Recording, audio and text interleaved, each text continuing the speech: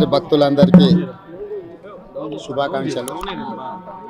తెలంగాణ రాష్ట్ర ప్రభుత్వం ఏర్పడిన తర్వాత స్వామివారి దర్శనం చేసుకోవాలని ప్రయత్నం చేసిన ఎన్నికలు స్థానిక పరిపాలనలో కాస్త సమయం దొరకకపోవడం వల్ల ఈరోజు స్వామివారిని దర్శించుకున్నాం.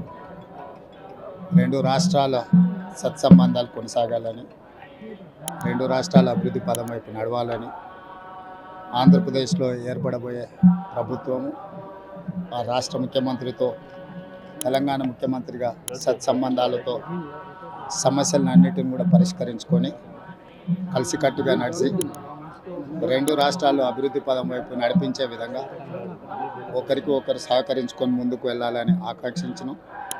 అదేవిధంగా తెలంగాణ రాష్ట్ర ప్రభుత్వం తరఫున కొండ మీద ఒక సత్రం నిర్మాణము, కళ్యాణ మండపం నిర్మించి తెలంగాణ నుంచి వచ్చే భక్తులకే కాకుండా దేశం నలుమూలల నుంచి స్వామివారిని సందర్శించుకునే భక్తులందరికీ కూడా ఈ ఫలితాల ప్రక్రియ ముగిసిన తర్వాత తప్పకుండా తెలంగాణ రాష్ట్ర ప్రభుత్వం తరఫున సత్ర నిర్మాణానికి అవకాశం ఉంటే కళ్యాణ మండపం నిర్మించి స్వామివారి సేవ కొనసాగించాలని రాష్ట్ర ప్రభుత్వం భావిస్తుంది.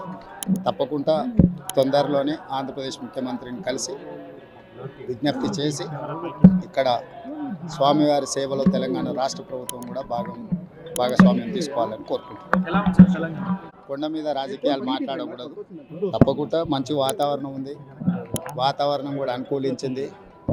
గత సంవత్సరం కరువు వచ్చిన, తాగునీటి సమస్య ఉన్న సమస్యలను అధిగమించి మంచి ఋతుపవనాలు, మంచి కాలం అవుతున్నది.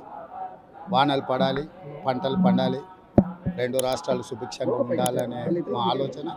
ప్రకృతి కూడా సహకరిస్తుంది. తప్పకుండా పాలకుల మనసులో ఎలాంటి స్వామివారు ఒక ఆలోచన కలిగించి తప్పకుండా ఆ ప్రాంత రైతులకు సహాయం చేసే విధంగా వానలు పడి పంటలు పండుతాయి. మా ప్రభుత్వ కార్యాచరణ కూడా ప్రధానంగా రైతాంగాన్ని ఆదుకొని దేశం యొక్క సంపదను పెంచాలనేది మా ఆలోచన.